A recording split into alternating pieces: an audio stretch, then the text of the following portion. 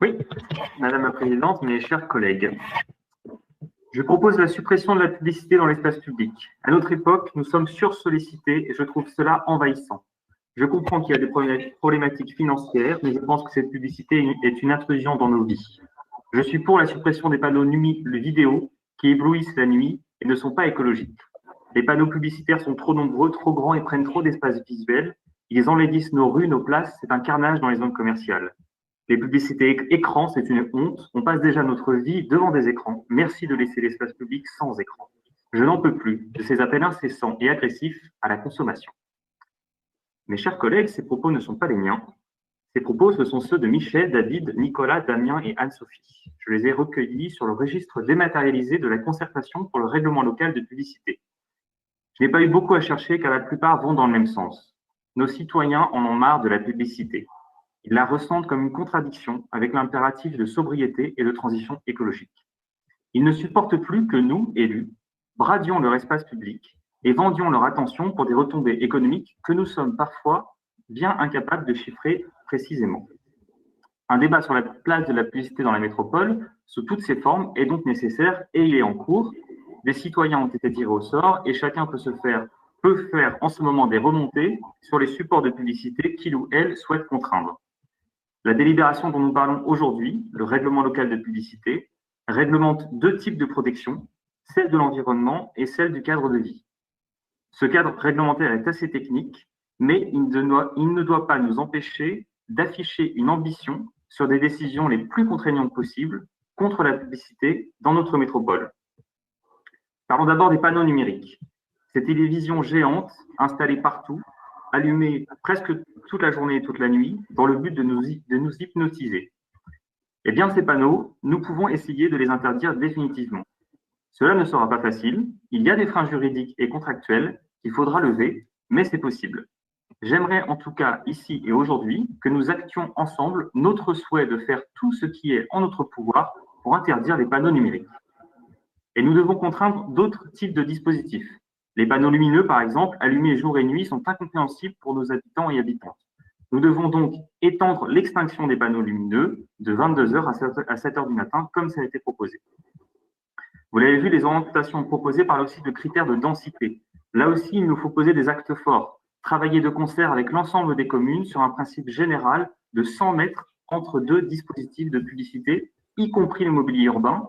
Ce serait une première étape. Nous pouvons évidemment discuter de cette valeur, avoir un débat sur ce que cela implique, mais je pense important de partir sur une valeur, et cette base de 100 mètres entre deux dispositifs publicitaires, y compris le mobilier urbain, pourrait être cette base.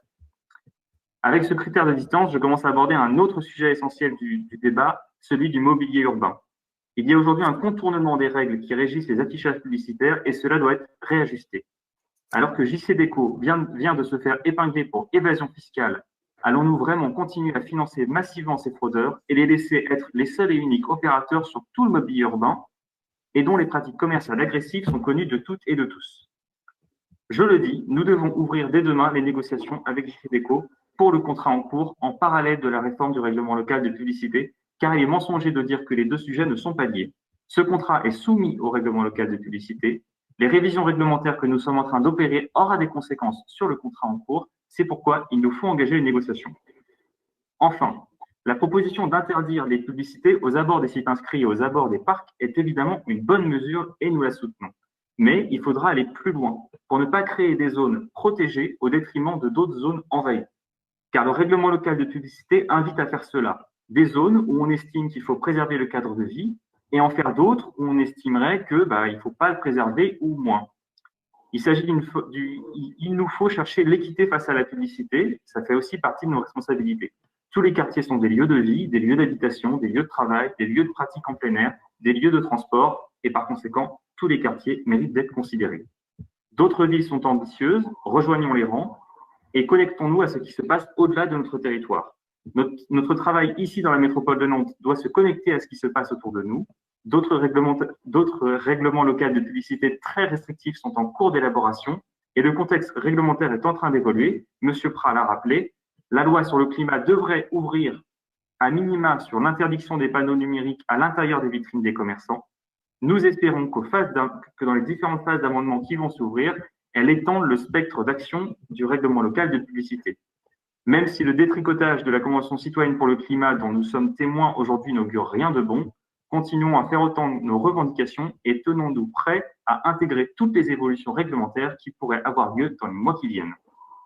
Vous l'aurez compris, les élus écologistes et citoyens sont donc pleinement mobilisés dans l'année à venir pour faire reculer la publicité partout où c'est possible, dans tous nos quartiers, dans l'intérêt général des habitantes et des habitants de la métropole. Je finirai par un petit clin d'œil. Si des députés sont dans la salle et sont prêts à écouter les élus locaux, comme nous sommes tous devenus spécialistes du règlement local de publicité à la faveur de cette délibération, je serai pour ma part ravi de vous proposer des amendements sur la loi climat, ne serait-ce que sur les questions de publicité. Je vous remercie.